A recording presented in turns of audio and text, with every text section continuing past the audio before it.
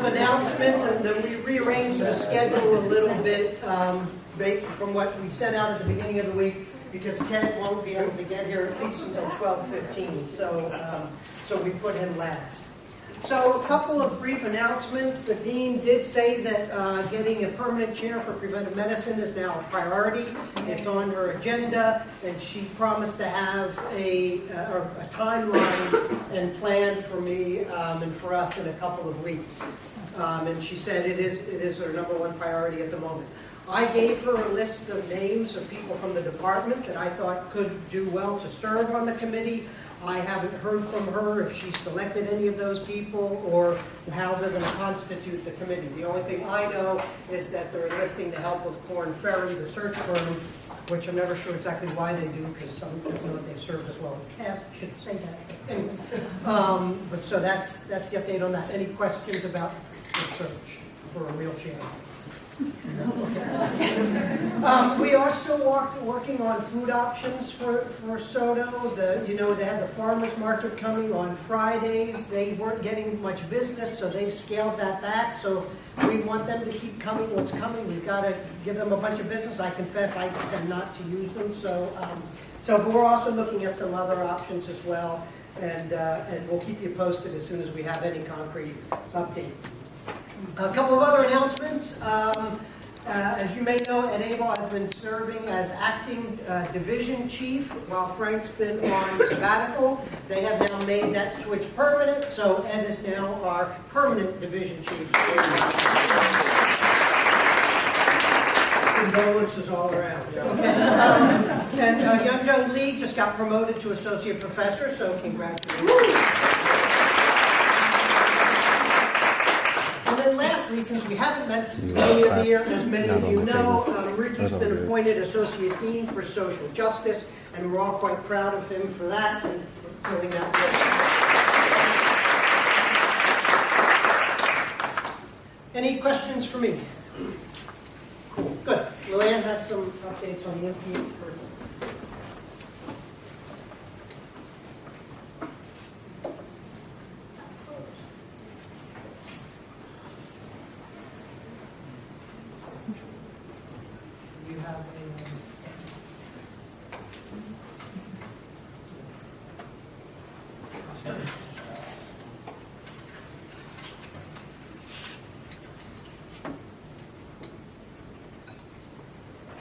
Okay, hi everybody. So I think a couple of years ago I talked a little bit about this. This is an update about where we are. So as I think everybody here knows, but just to reiterate, we're one of 200 programs in schools across the country that has a Master of Public Health program that's accredited, and the accreditation body is called the Council on Public Health Education, or we sometimes refer to it as CEEP. So about, when was it, about 5-6 years ago, the field started taking a look at public health education overall and started thinking about how it needed to be reimagined. And people felt like, well, we haven't done much to change the way we teach public health in a long time. Let's take a look at it. And people also realized that a lot of the kinds of skills that employers were looking for in somebody who gets this professional degree were changing. And so people wanted to come up with a curriculum that would better prepare graduates to be successful. So there was a big task force nationwide. It was called Framing the Future. Met, convened, came up with a lot of ideas for how the curriculum should change, and then that got filtered down into new criteria for accreditation that every school and program needed to meet. So here at USC, we started taking a look at our curriculum and started figuring out how are we going to meet these new criteria. And there's sort of two main components to what we need to do. One is we need to cover certain foundational knowledge areas, and the other is we need to cover competencies. So first I'll talk about the knowledge areas just briefly. There are 12 areas that you need to address. Broadly, their background about public health, methods, causes of morbidity and mortality, prevention, different tiers of prevention, importance of evidence, and a lot of emphasis on determinants of health, all of the various determinants, environmental, biological, and so forth, and global health, or the effects of globalization on health. Then the other thing that we need to do is there are now 22 competencies. So if you think about a competency as really a combination of knowledge and skill, that there's 22 that are within these 8 domains that we need to address in the curriculum and we need to assess. So it's actually fairly challenging to figure out how to assess some of these things, but again, you can see a lot of emphasis on evidence-based approaches, the public health and healthcare system, planning and management, policy, leadership, communication, interprofessional practice, and systems thinking. A lot of things. So we used to have required classes of everyone that were subject-oriented, so we had a behavioral science, a health services, and an environmental health class.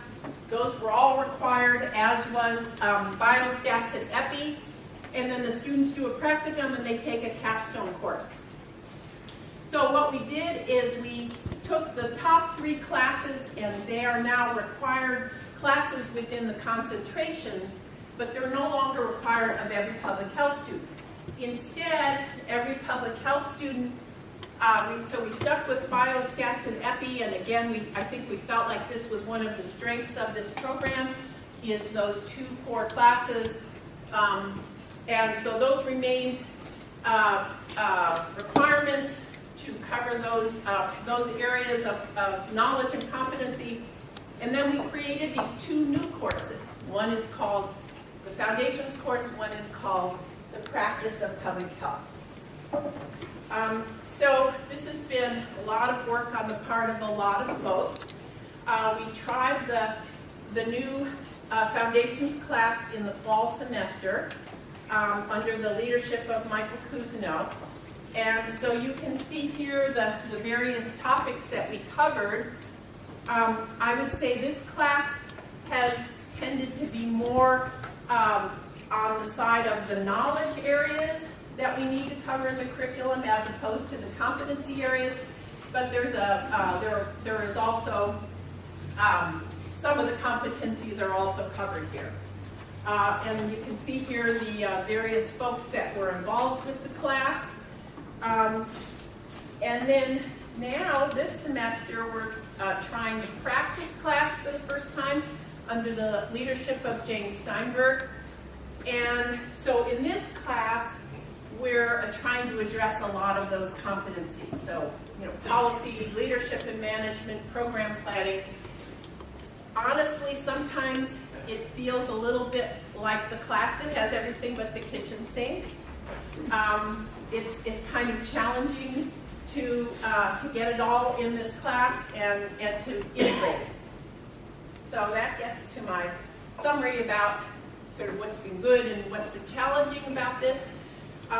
So it's been fun, and it's given us a chance to be creative. And I've been in the public health field for a long time. We've been doing the same thing for a long time, so it's given us these new criteria have given us the opportunity to try some new things.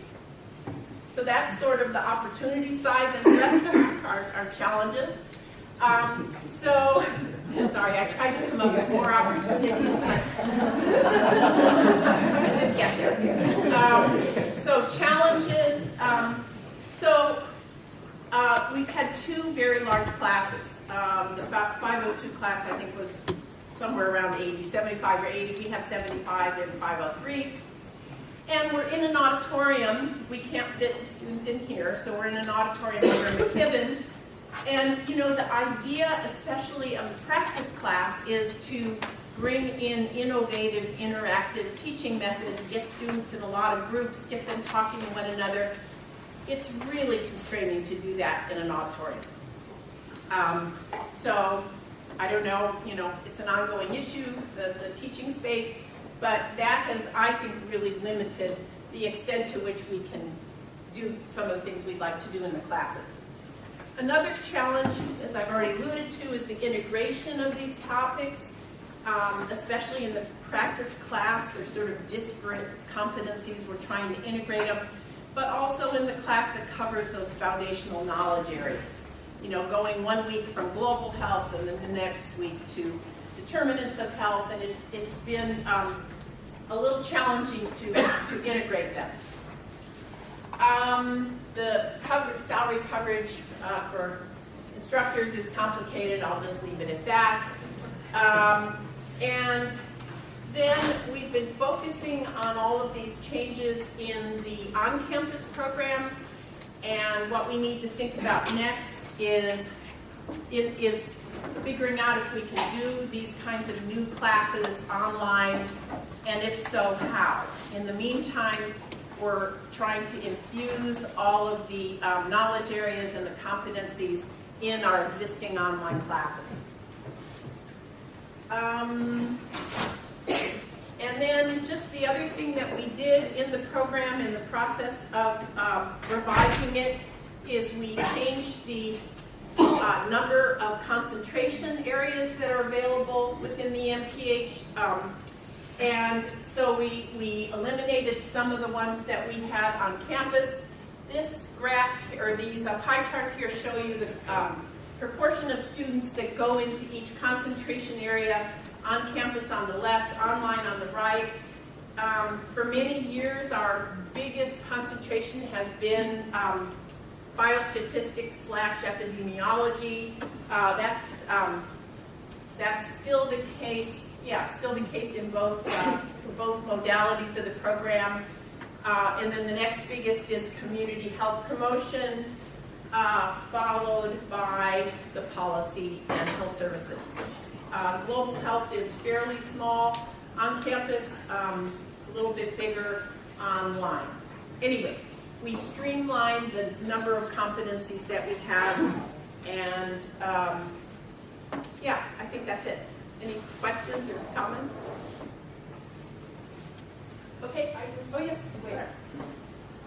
So in the beginning, when you were showing what that group came up with in terms of the competencies in the areas. Yeah.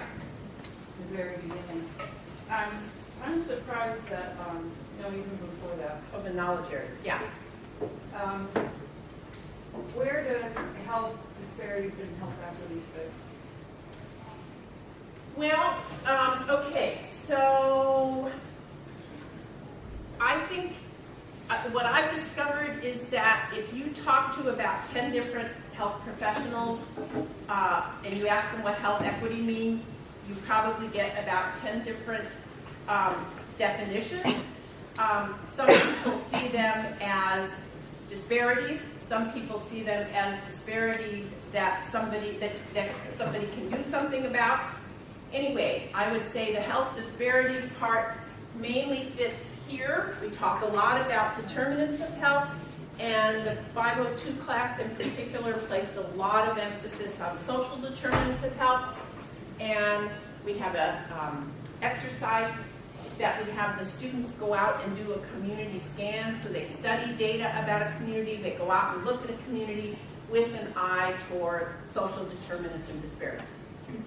The other question I had is, and I don't know if I would put in key components, but it was part of that, is you've got areas further along that you're talking about practice and then foundations. What about foundational knowledge about moving research to practice?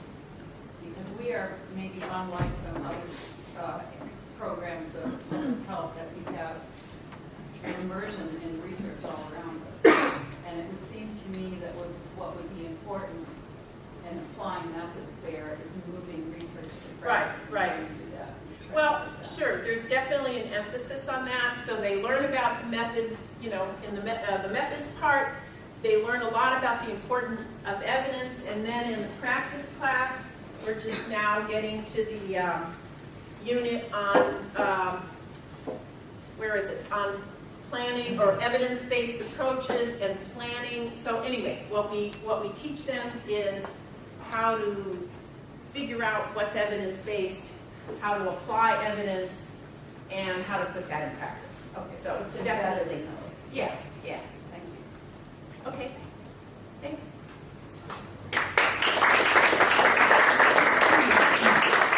And Sue, you're up.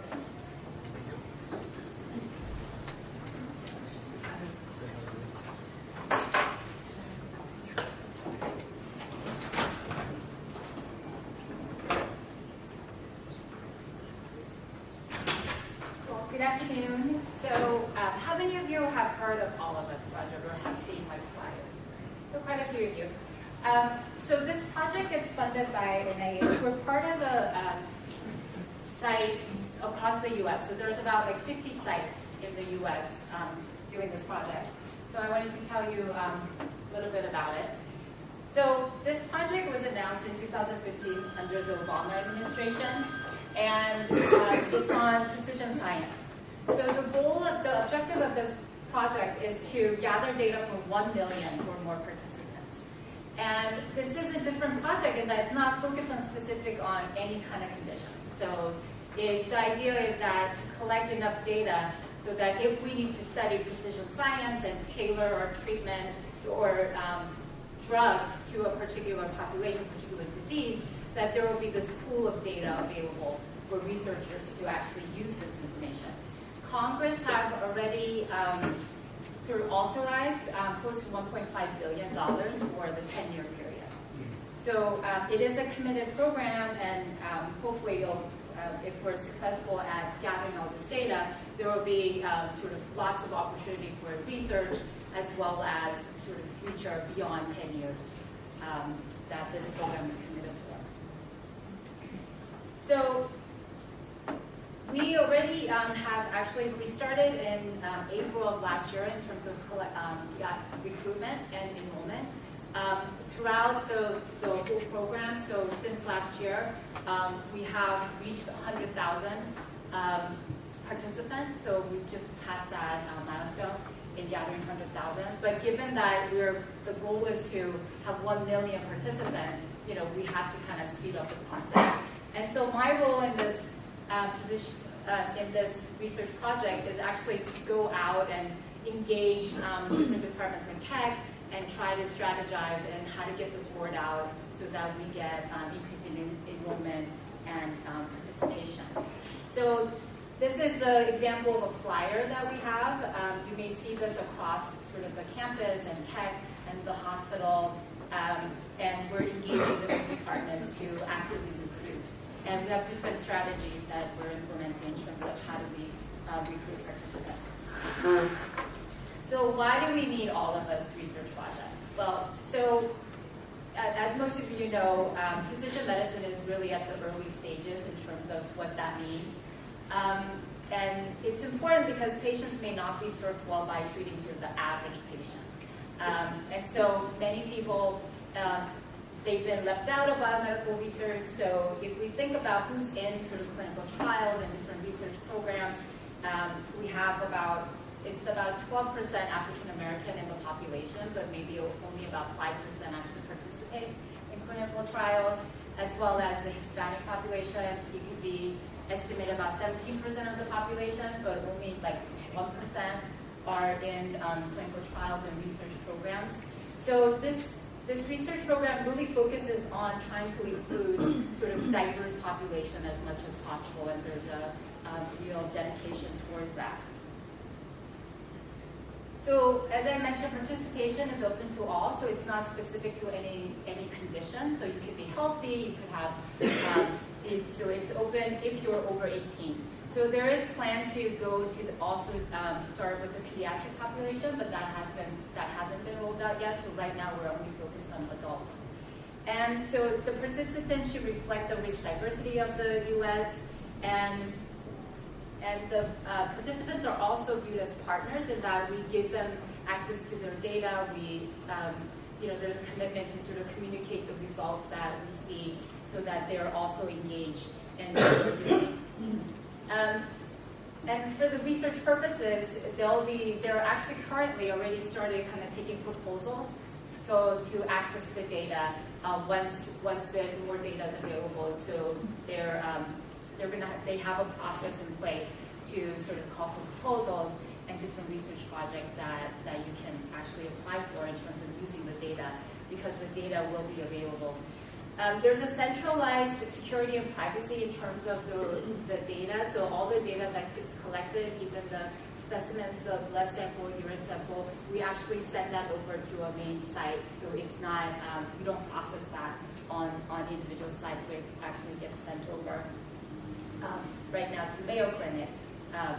And the program, the goal is that there will be lots of different sort of research questions generated and answers by this diverse pool of data collection. So we're part of, KEC is part of a California Precision Medicine Consortium. So that's made up of Cedars-Sinai, UC San Diego, UC Irvine, UC Davis, and UCSF.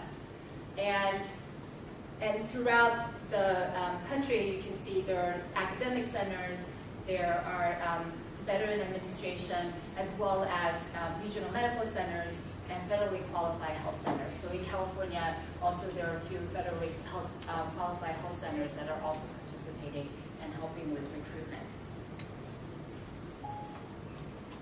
So what does it involve in terms of if you participate? So the enrollment process and consent and you're authorizing for electronic health records.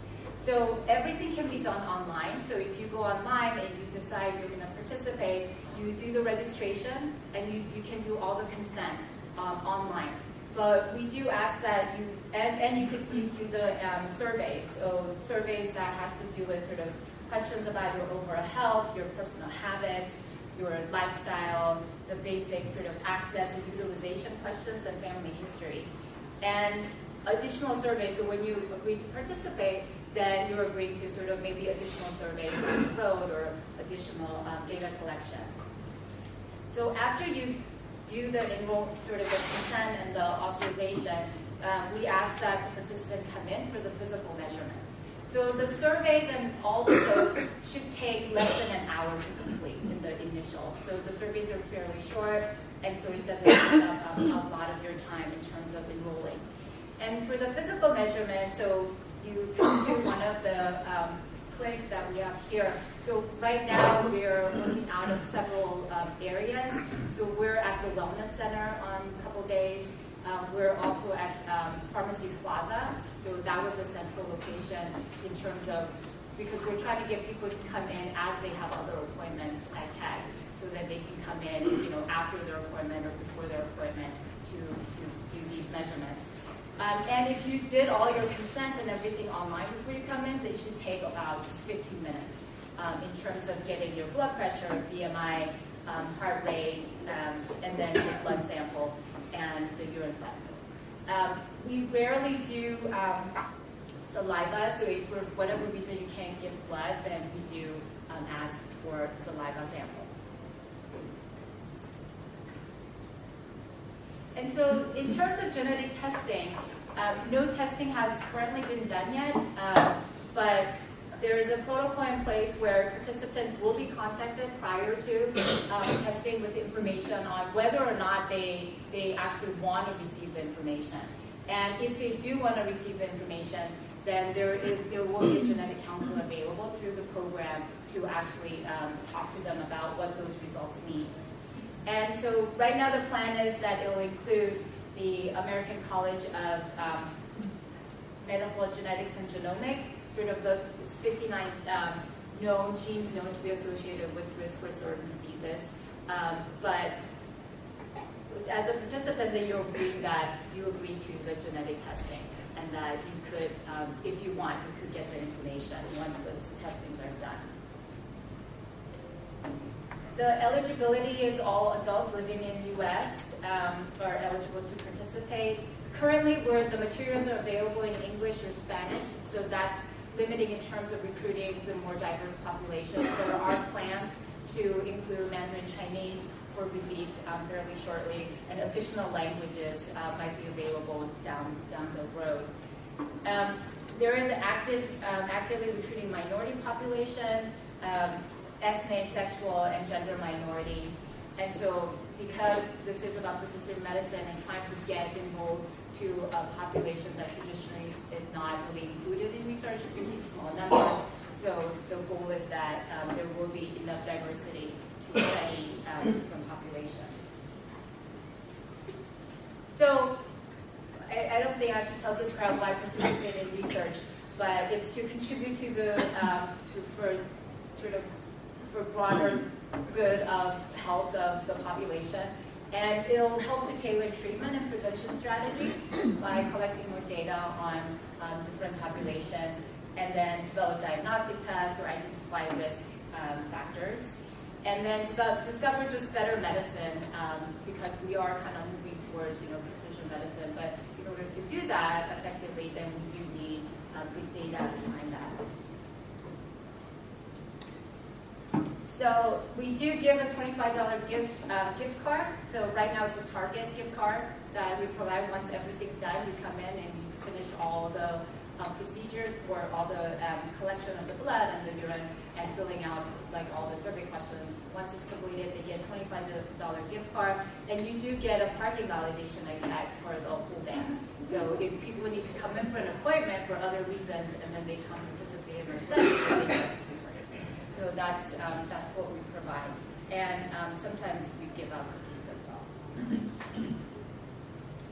So it's throughout Keck. The main sort of recruitment strategy in the past year has been we go through all of sort of the appointments that people have upcoming appointments. So we get a list of those, and then we email out sort of a blast email to all potential participants, and then we follow up with phone calls. So we work with call center, and then they schedule the appointments. And then you can present a questionnaire at home, and then once you have an appointment, then we meet with you. We are moving towards face-to-face recruitment. So at Wellness Center, you can have scheduled appointments, but you can also, for those individuals who happen to be at the Wellness Center, since we're there, they're also helping us to recruit face-to-face. And then there's also an opportunity to work collaboratively with clinicians. So if a clinician has sort of research project that we can co-recruit, so we can add on to the short surveys or anything for the department that will do that for the department or the clinician for the other research project as we do our recruitment for our participants. Since our research project can include it so broad in terms of who's eligible, that we are working with some clinicians in doing that. So we're doing that in oncology. There are several oncologists who are doing other projects, research projects, but we're also kind of co-recruiting. Also in general internal medicine, Dr. Rosen's project, with the chair of the department, he has like a biobanking project, so we're kind of working with him as well in terms of co-recruiting patients. And then we're actively recruiting out of neurology, otolaryngology. We started doing face-to-face recruitment at General Internal Medicine Clinic, so Health Center 2 at Keck. There we have our coordinator there, where if people are coming in for appointment, they see our flyers, and then they can direct them to our coordinator so that they can kind of walk them even over to the Plaza Pharmacy. So we're trying to make it as easy as possible for people to participate, but I'll mention in a bit that space is an issue in terms of where you do the recruitment. So these are numbers from April 2018 to actually currently as of last week. So at Keck we are over 1,000 recruitment. You can see UCI, they're just ahead from everybody in terms of the recruitment. And they're successful because they had lots of support from the beginning from the entire school and in the medical center. So everyone's aware of the project and everyone's kind of helping with recruitment. And they're also doing really active inpatient recruitment as well, that we're planning sort of in the planning stages to trying to do also inpatient recruitment at the Keck Hospital. So we are moving towards more of the face-to-face recruitment. Again, the issues are sort of finding the collaborators, clinicians, since everyone's so busy that, at minimum we're saying, can we leave our flyers and information at the clinic so then they can give out the information. So then also letting the providers know that when the patients come in and they ask about this project, that they, we actually be supportive of the project. So, and then also the possibility of becoming a co-investigator or clinic partners, as well as helping with co-recruitment if they have certain projects that we can work with. The challenge has been sort of leveraging what the infrastructure exists at the moment. It's been quite challenging in terms of identifying who's sort of responsible or who can give the permission to leave a poster or leave a the newsletters or flyers. So it's actually been quite difficult to kind of get those permissions, and even with various departments and clinics to actually get an appointment and have be able to present at the faculty meetings and also meeting with all the providers. And once we do that, there's always it's been positive in terms of they're all supportive, but I think it's just a matter of getting on their schedule and kind of getting the awareness out that this project exists. Dib Mosqueda is aware of this project. She's supportive of this research program, but we still have a lot of work to do in terms of getting the word out and sort of marketing throughout the campus. And I'm hoping that maybe some of you will have some suggestions in terms of how to reach out to the general sort of community here at Keck. So at County, that's a different place, but we are able to, we have some clinicians who are interested in the project, so they kind of refer the patient to the project, so then that's why at the Wellness Center, since we're there, we have support of the Wellness Center, so that they can actually go walk over to the Wellness Center, which is close in proximity to the county clinic, so they can actually go there. So we're trying to expand and include more clinicians from the county as well, because they do have that population that would benefit from this type of study. So our challenge is that our monthly sort of reaching the recruitment goals. So we are recruiting we're now up to like 10 a day in terms of recruitment. They actually want us to kind of up that to like 15, as many as possible. UC Irvine is already, kind of tripling sort of that target at the moment. Getting sort of support for the in-person recruitment, again, trying to fit into the clinics, sort of the way how we could fit in terms of where our coordinators can be at the clinic and try to recruit their patients but not get in the way of the normal workflow of those clinics. Beginning inpatient recruitment, we're in the process of getting permission from the Keck Hospital and sort of all the people involved in terms of, can we go to the inpatient? The inpatient is being done at other sites, so we have a program, we have a good idea of how to approach it. So we're going to start with pilot testing it on just few medicine patients, inpatient, and then there's a plan to talk to the surgical department about getting those patients, since Keck Hospital is mainly, they're more surgery patients than medicine patients. Space is always an issue. The pharmacy has been, nice enough to let us have like a little space at the Plaza Pharmacy, but if you've ever been to Plaza Pharmacy, it's not a big space. And we have like a little sort of closet-like space in the back but that's where we've been doing most of the in-person visits. At the clinics, in other sites, what they do is, usually space is an issue, but once you sort of get in the good grace of the staff, possibly sometime, they could give you a little cubicle or a little space, curved off so that you can do the intake process. And also, as we're expanding to different departments, it's a question of the resource issue of increasing personnel. We would like to be at, different sites on different days, but we have to kind of weigh, if the coordinator's there for 4 hours, 8 hours, are they recruiting how many patients from that clinic? So we're always constantly kind of struggling with scheduling and trying to figure out how do we best use our resources in terms of the sheer number of people that we have to meet with. And ideally, people will come in with everything filled out, but a lot of times they're not. So it takes more often about 45 minutes to get one person through the whole process if they're coming in not filling out the surveys or even the consent and enrollment.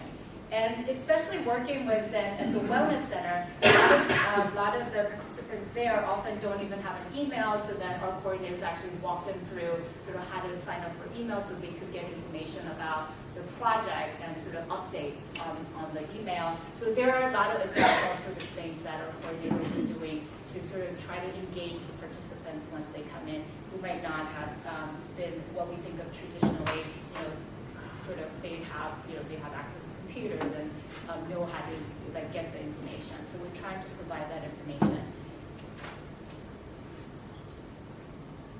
So that's where we're at. So I would love any suggestions on how do we sort of engage the population? What are the different ways to sort of get the word out also into community? LA Times actually we ran ads as a consortium. They put ad out in LA Times, so some of you may have seen it. And so we're kind of open to recruiting that way.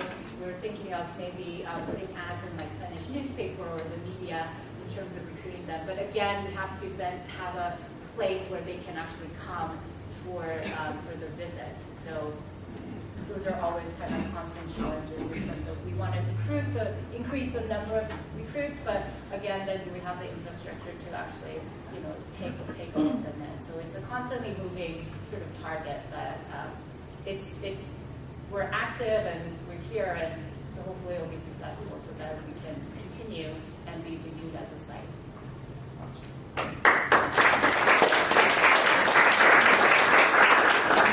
Of time, we'll keep moving. Michael? I do have the prescription pad that we give out to the participants, so I'll pass it around if you want to look at it and take it. And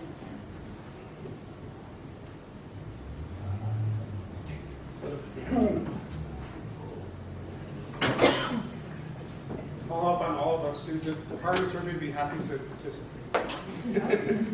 So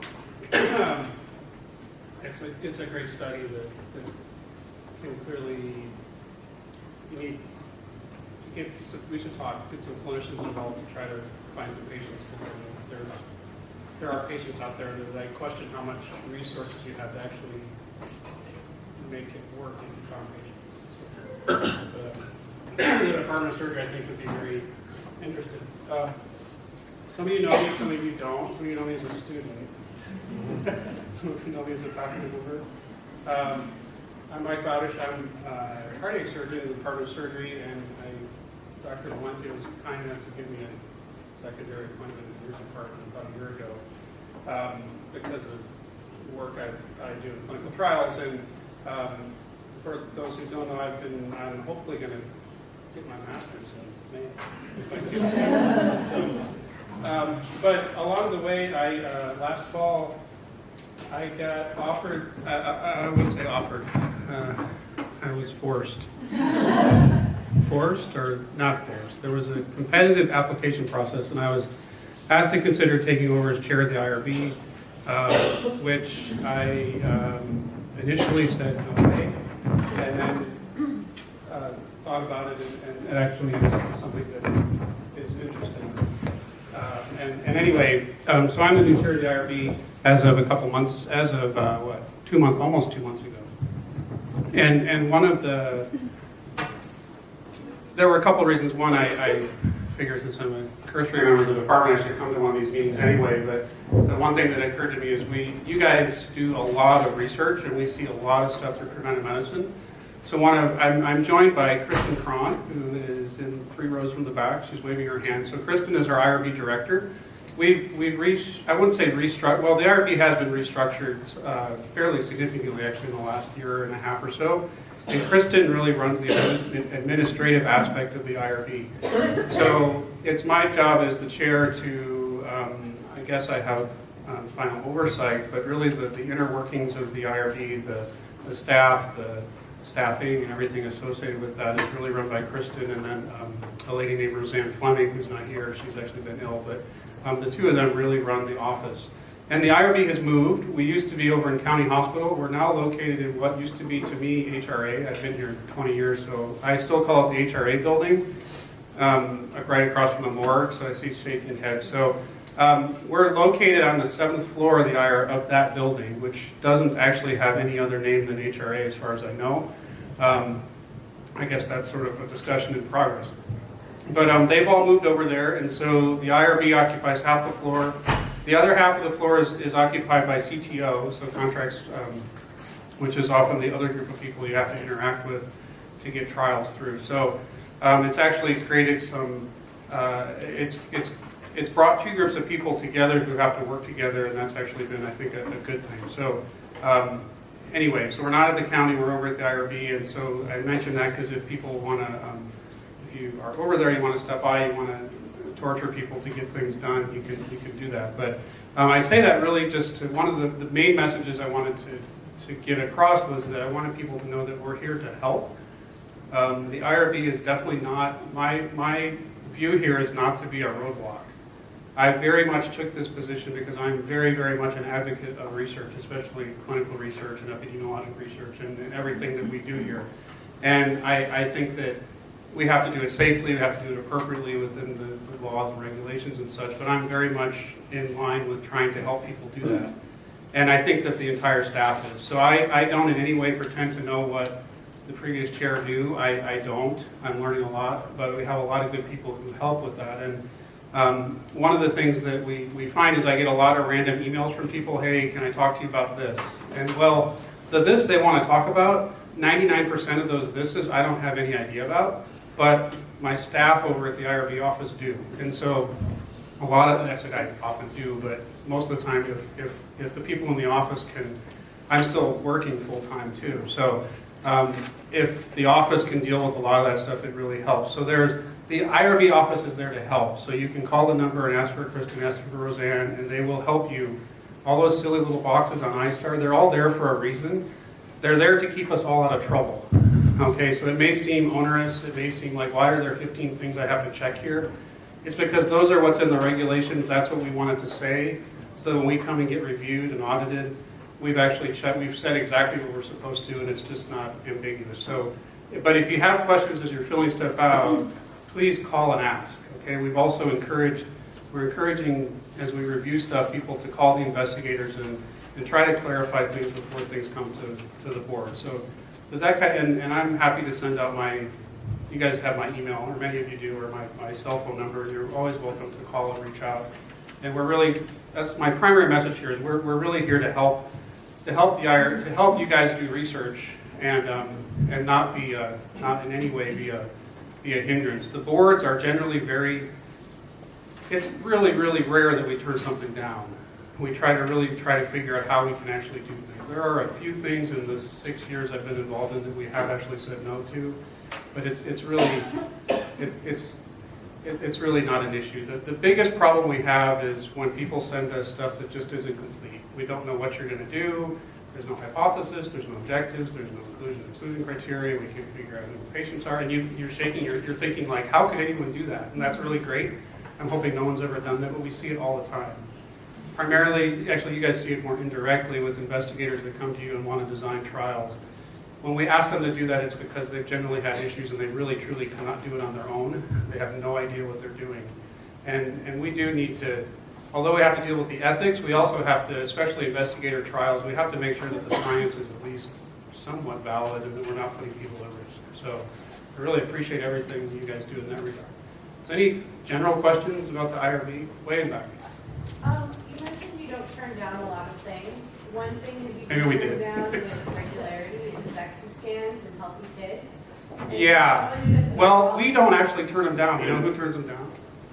Radiation safety. So how do we address that? Because it's kind of becoming an issue.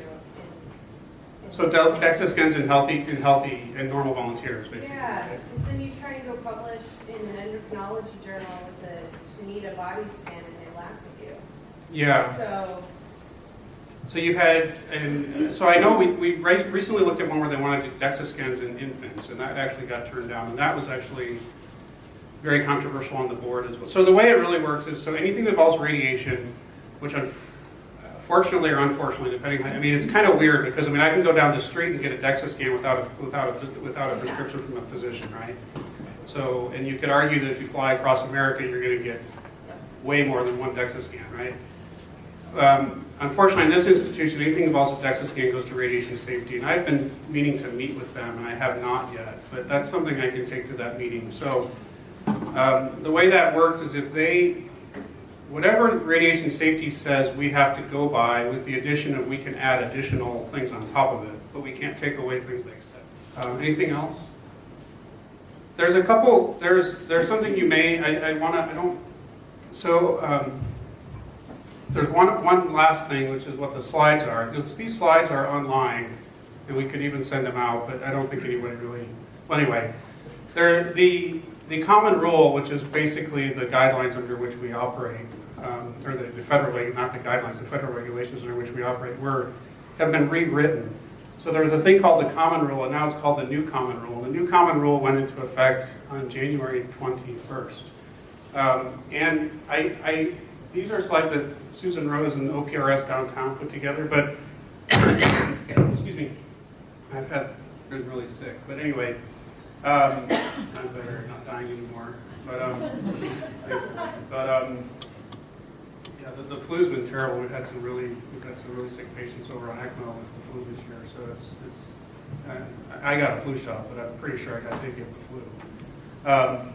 The new common rule is created a bit of you may see a few different things in your studies, and I was trying to think from a preventive medicine standpoint. I'm not going to go through all these. I don't think anyone understands what they were really trying to do with the new common rule, but there are a couple things that you will see maybe a little bit of difference. So this went into effect in January 21st, and one of the couple of the changes where they actually, I'm dealing with this right now. They took away where you have to if you just have a grant that doesn't propose research, you used to have it reviewed. So anyway, I just got a request from the NIH to have a review, but the new common rule says I don't need it. But we're going to give it to them anyway because obviously the federal government, the NIH, the FDA, they're not quite all on the same page yet. So some of this may be confusing. If you hear stuff about new common rule, just ask us about it. We're happy to help. But they changed the definition of a clinical trial to be a study in which human subjects are prospectively assigned to interventions to evaluate the effects of interventions on biomedical or behavioral health-related outcomes. It doesn't really change much for you guys. There were a couple things that I would show you. They clarified stuff that is not research, scholarly journalistic activities, government funded. I have a question about that previous item that you just showed. This one? No, that one, yeah, the clinical trial definition. Yeah. So it seems that defines it as not to include observational studies, even if there is a procedure that's conducted with an individual, if they're not being assigned the treatment and the intervention, then it's not a clinical trial. So I mean, is it? Do you have an exact example? An intervention is a diagnostic, or let's say you collect blood for a biomarker research or something. So if you're collecting blood for biomarker research, it's still going to be considered, well, it's not going to be a clinical trial, but it's still going to be considered research. Did I say that right, Christine? Yeah, but I don't think it's intended to just be a physical intervention necessarily. I think it's much broader than that. So I think a lot of the research that you normally do that wouldn't be considered a clinical trial may now be. Yeah, they've actually. I mean, that's what we're seeing more and more. Oh, that is a more stringent definition, Yes. not a less stringent. I think it's Well, it's more broad. inclusive. more inclusive. Things that didn't fall into clinical trials. Now do. Now does. Yeah. Can you give some examples? School-based program? It could be that. It could be school-based research that we're seeing a lot of that meets the definition of clinical trial. A lot of the research we're seeing even coming, preventive medicine, but also coming out of school of social work and psychology, especially the school of social work. Almost unilaterally, a good portion of what they're doing now falls under the definition of clinical trial. So, there is that extra step then where you then have to go register your study on clinicaltrials.gov. extra paperwork. And do the, yes, and do that. But I mean, I think it is more inclusive and it will encompass a lot more of what you are doing that you wouldn't consider, you know, a clinical trial using investigational drug, device, or biologic and things like that. But it is more, especially with the behavioral health related outcomes. The good thing is they broadened what are exempt and what are expedited categories so that it's actually easier to get, although the definition of a clinical trial is broader, the actual ability to get approval is actually a bit easier. And they've eliminated, the other key thing they've done is especially for non-federally funded, actually we don't have to get continuing reviews. So if you have a non-funded study that's expeditable, we actually don't ever need to see it again. So that decreases the paperwork that you'll have to do on a yearly basis. So there's some good and there's some bad, but overall I think it might actually be better for people once we get used to the kind of new rules. And I see a hand trying to go. I just want to make a point about the first one, vulnerable subject.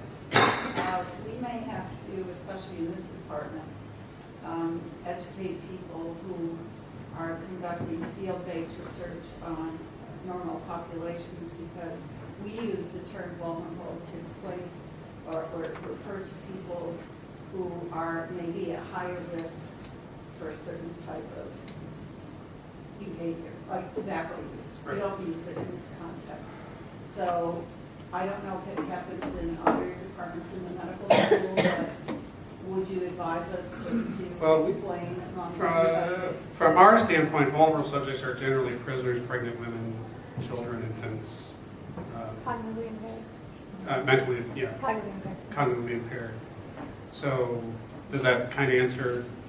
They haven't necessarily changed if you're not incarcerated, a pregnant woman, a kid, or cognitively impaired, you're generally not considered vulnerable under the common rule.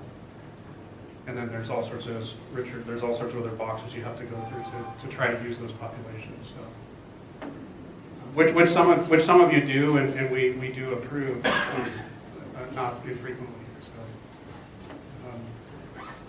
I don't want to take a lot of you guys. Like, this stuff is online. The one thing I wanted to, so there's two kinds of, there's exempt reviews and there's expedited reviews. We've actually tried to streamline the process in the office such that a lot of the IRB administrators are really doing all the exempt reviews. And then one of the key changes to expedited reviews that there's no continuing review required unless there's a reason to justify it. And it's written just that vague. So we're learning how to do this. So some of the policies at USC haven't changed. So biorepositories actually technically don't, if they're not federally funded, they don't need continuing review, although our policies actually don't reflect that, but we're changing that. We don't need continuing review for conducting data. The point is you will hopefully start to see some of your expedited stuff come through without an expiration date, which should make you happy, because then you won't have to, we won't ask for anything else unless you need to tell us something. Which is good. And then the other big thing is when you have informed consents. I wasn't on this committee, and I'm sorry. In my opinion, consent should be made shorter. We looked at one yesterday that was 45 pages, and I don't know, it was almost as long as, it was longer than the NIH grant I just submitted on Tuesday. And how a patient would read that, I don't know. But the committee that put this together, they added a section to the informed consent that is key information. So basically there has to be a summary section on the informed consent. Think of it as an abstract that's supposed to be in some sort of lay language that the average third grader could read. I think it's written at fifth grade level or something like this, very low level. And they've also added a few more elements. The point is there's some new templates, and so you'll see new templates from either yourself or from the sponsors with some extra stuff in the consents that unfortunately has been mandated by the new common rule. In my mind, they would have wanted to make it shorter, but they've clearly made it longer because they've added a few things. And then there's this other really weird thing about public posting of consent for each clinical trial. And so the way this reads basically is that at the conclusion of a clinical trial, when all is done, one copy of one of the consents has to be posted on some website, and they haven't really specified what that is. We all assume it's going to be clinicaltrials.gov. The purpose of this is a mystery to me. I'm told it's for transparency, so people know what we're doing in the public. But after the trial is said and done and all over, I don't understand why it really needs to be there, but this is what's in the regulation. And I guess they don't want it at the beginning of the trial because of proprietary information, and if it's a, if it's an investigational trial with still patent issues and whatnot. So that's one weird thing that's in there, and the actual mechanism for this, of how it actually is supposed to get done, I don't think you can even go on clinicaltrials.gov right now and actually upload consents. So I imagine there'll be further guidance from OPRS about how to, and HHS about how to actually do that. And I think those are kind of the main changes. I see a Ricky. Yeah, so when does the new key information kick in? Is that January? The new what? The new key information on consent. Yeah, it kicked in about the 21st of January. So the way we've done this is basically anything that was not approved, did I get this right? Anything that was not approved on January 21st has to be basically compliant with the new rule. Anything that came in before then did not. So we've had to deal with this sort of, if you have stuff in process, you may see some of it as old rule, some of it as new rule, depending on which bucket we put it in. And we've had to we have a little list of how we've allocated those things. So I apologize for that, but somehow we have to implement the new regulations. And it's been a lot of people downtown, and Kristen's team has spent a lot of time trying to work through all this. So we can send a link out. There's actually a bunch of some videos and webinars and stuff if you want to know anything more about this. And Kristen and her team are very happy to help. But please reach out if you have questions, and we're really here to help everybody do research. Awesome, thank you. We'll compile this stuff and send it out to everybody so you have it. And then, John, we're going to have to wait until next time for you because Ted's here, and there's some things that are going on in the department that he wants to share with you all.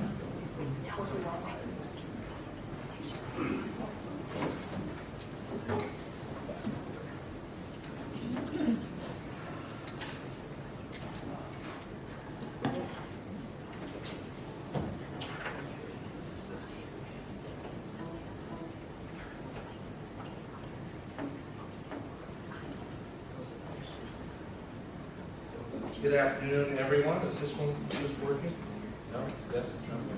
Did I have to turn it I off? turned it off. Oh, okay. Oh, it's amazing. It works when it turns on.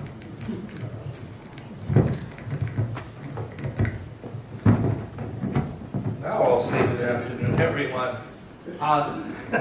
It's really nice to be with you all. You may wonder why I have continued in this role as interim chief administrator. And I think the last meeting, we just had a budget meeting with the Cancer Center, the first kickoff meeting of FY20. And it was really helpful for me to actually have a discussion with the new incoming director to talk about CCSG and what is CCSG and the requirements. And I was able to actually delve into some of the departmental issues and some of the planning that we're going to do. This has also helped me here. One of the things about preventive medicine, it's been from a dean's office that didn't have a lot of clarity. And as I'm working with Dr. Valenti and many of you, I'm finally starting to understand the department better, and that can only help like in budget meetings and as we move forward with some of our plans going forward for the medical school. So thank you for your patience in this role, but hopefully we'll have a new administrator sometime soon. But in the meantime, I just want to let you know how much I appreciate the opportunity to be of help, but also appreciate your patience as well. So today I'd like to talk about, I'm going to put on two hats. I'm going to put first my Chief Operating Officer hat on. I want to talk about the FY19 budget. We're starting to get into FY20 budget season, and I thought it would be helpful for you to see the school's budget. Then I want to just go over a research dashboard. It's a new BI tool we're using in the Dean's office for overall research here. Then I have some updates from a school perspective that I think you will find enlightening and hopefully exciting. Then I'll put on my interim administrator hat on, talk about preventive medicine, some of the space issues here, administrative staffing update, and then there's some other issues, and I'm have Michelle come up to talk about some of those as well.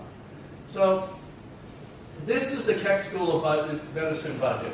we're $958 million. We're close to $1 billion. Effectively, we'll probably cross over the $1 billion threshold this coming FY20. When the LCME came out here for accreditation, one of the strong points they said of the school was our diverse portfolio. That we weren't just relying on tuition, that we weren't relying on one funding source, that we have multiple. So as you can see, I'll start from integrated practices. That is our clinical practices, $253 million, approximately 26% of our budget. Actually, it's, when considering hospital support, which is an offset of expenses, it's actually higher, but it is a significant and growing part of the school's budget. The MSOA, that's the county budget at $139 million at 15%. Others, various sources of revenues that we receive at the school. CHLA is $77 million, and really what we are with CHLA, they are faculty at the Keck School of Medicine, and we pay the faculty, and CHLA reimburses us. So it's just a rebillable arrangement for the CHLA faculty to have part of their salaries on the Keck School of Medicine. And then we have indirect costs and overheads, the various from gifts and grants and the rest. Then we have direct costs, $229 million at 24%. Gifts that are RIC 33, that's just cash in gifts.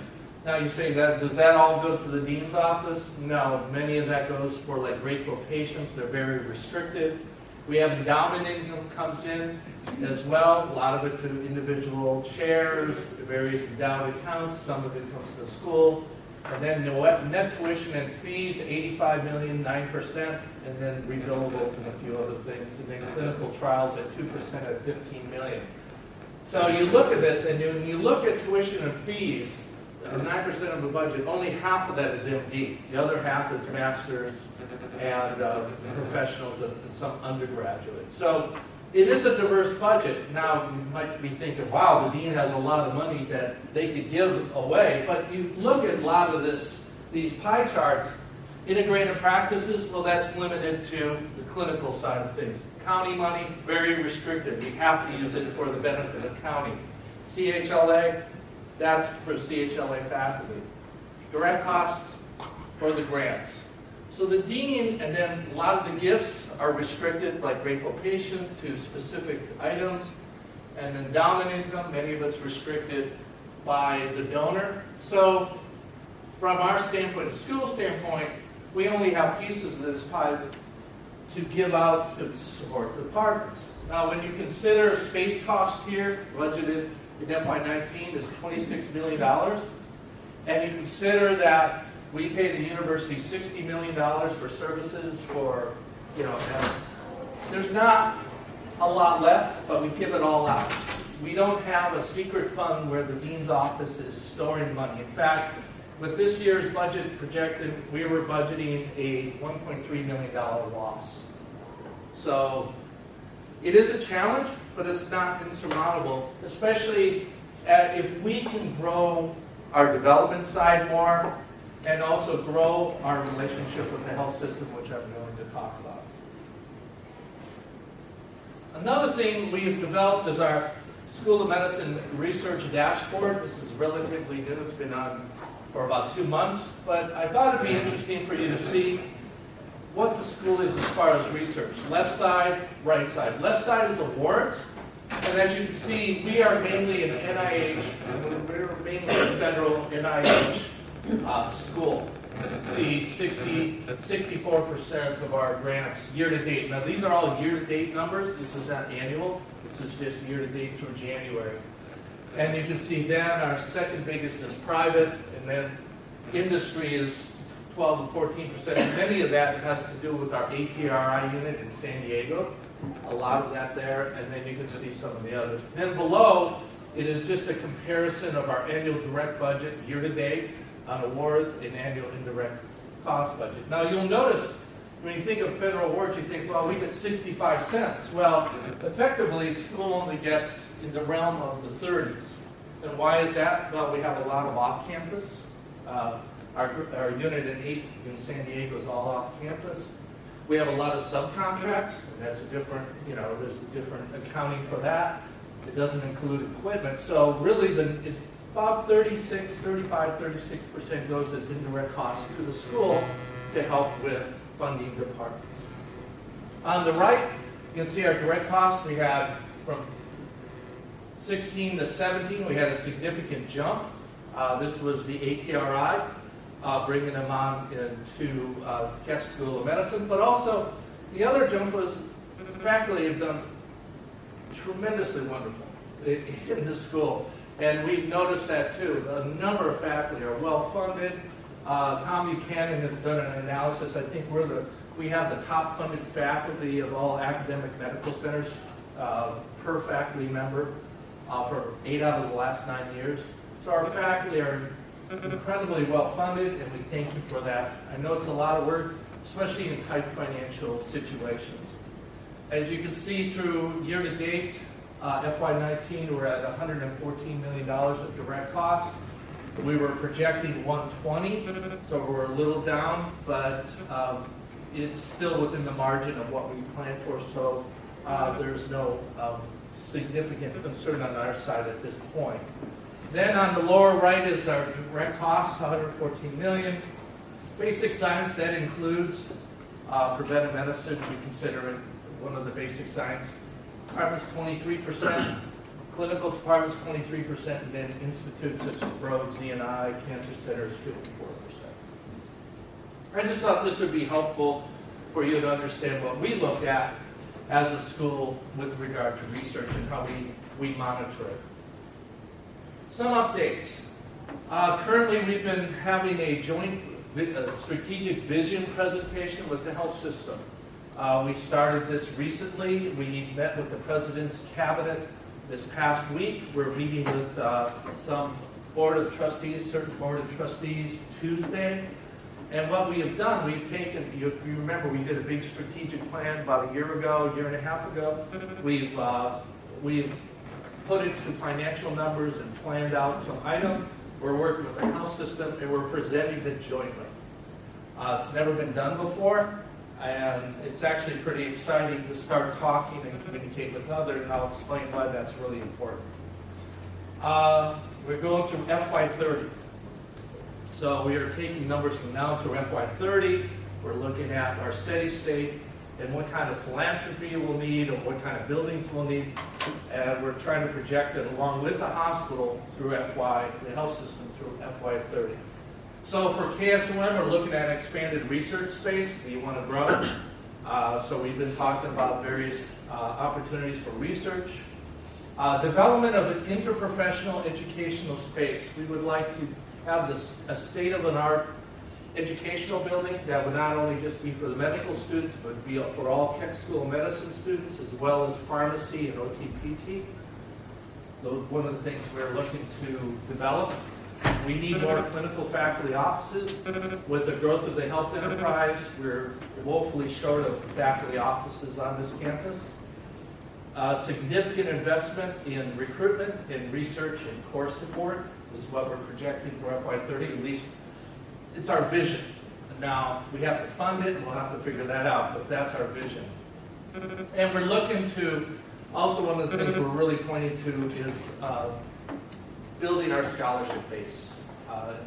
It's short, especially we know for the master's program, the dean's very aware of that, but also with regard to our MDs as well. So this is all being built into our vision. Again, I say it's a vision because we're still working with the hospital and with the university to quantify everything, but it's something we're doing together, and it's really brought the hospital and the medical school together, which ultimately is a good thing. Another thing we're working on with the health system is funds flow. If you've ever been to an academic medical center, one of the new ways funding from the hospital or from the health system to the medical schools call this concept called funds flow. And it evaluates how we can flow clinical funds to clinical departments, but it's also as well as the school. And it's very metric driven. It encourages performance. It encourages just good practices, efficiencies. So we've developed a steering committee composed of clinical chairs, clinical administrators, hospital administration, and KSOM administration to develop a funds flow model.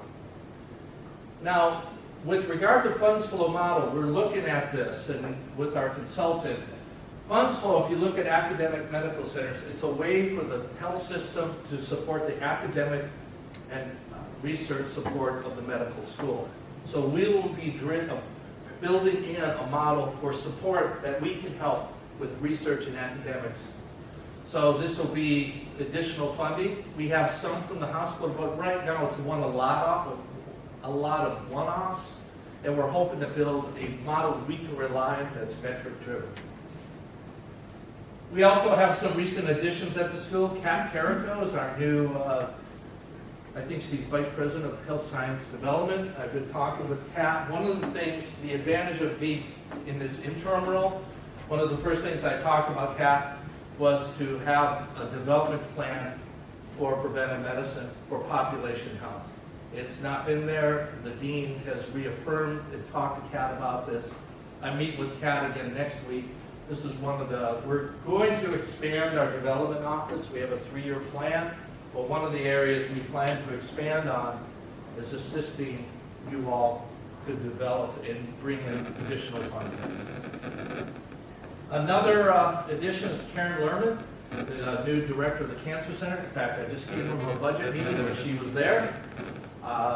Really a wonderful addition to the Keck School of Medicine leadership and faculty. And so we started off the dean with recruiting Hugo Rosen in medicine. The next tier was to bring in Karen Lerman because there's a lot of interaction between internal medicine and the Cancer Center. And now we'll be looking to go for, I don't know if you mentioned preventive medicine, the director there. It was just the stages we were looking at was first medicine, Cancer Center, preventive medicine. It just was a good time for that. And we'll have, Karen Lerman will be an integral part of looking at who we recruit for this position. Okay, now I'm going to my interim administrator, Pat. So the building update, the CSP door installation, we're looking at a target completion of April 1st. I never knew doors took so long to build. I'm sorry. I thought, let's put a door in. Well, that's easy. The dean's office will pay for it. Well, that's great. Now we can get it done. April 1st. I do apologize for that. We're trying our best. The AV upgrades. It was supposed to happen during the winter break. We're getting there. Phase 1 screens replaced. I think it's supposed to happen this week, next week. It's supposed to happen. And then phase 2 is the rest of the upgrades. 105 and 117 were done yesterday. Oh, they were done yesterday. Yay! And the rest will be completed by March 15th. Again, this is being funded by the dean's office because this is an educational need. So we're going to do that. Divider in 115, 116 is in progress. It needs more time for repairs. Yesterday, Tom Valente and a few of us talked about that. I felt since day one we need a reception area man. One of the ideas was to bring in DPS, but it hasn't gone anywhere. So we've talked about the idea of having the dean's office help fund a position and maybe use administrative staff to keep it manned year-round. One of the concerns I had, if you just hire one person, when they get sick, nobody's there. So we're trying to work on a way to get somebody there full-time, and the dean's office, the dean has offered to help fund that position. So we just started to really formulate the thought. Thanks to Luz, that was her great idea to work out something, so I give her the credit, not me, because we're at a standstill with regard to DPS. Oh, one other thing, what's happening to seats, that empty area? Don't know. It's under the provost. What they want to do is make it into classroom space for community classrooms for high school students. But I have put in the request that if we do that, we would like to help develop one of the classrooms to have and this is, Dr. Valente wants a 60 seat where it's a tiered, staired classroom where it could be something really nice to teach class rather than this long hallway. We got to yell at kids out there. So we're looking at that as well. As you know, we've had some people recently depart besides Ian, and there's been Annette and a few others. So this gave us the opportunity to consider what do we need to do to really help the department, to really help the department go on to the next level. The research has been growing. We really need to support it. So through the help of Michelle and Tom and a few others, you can see they're yellow, these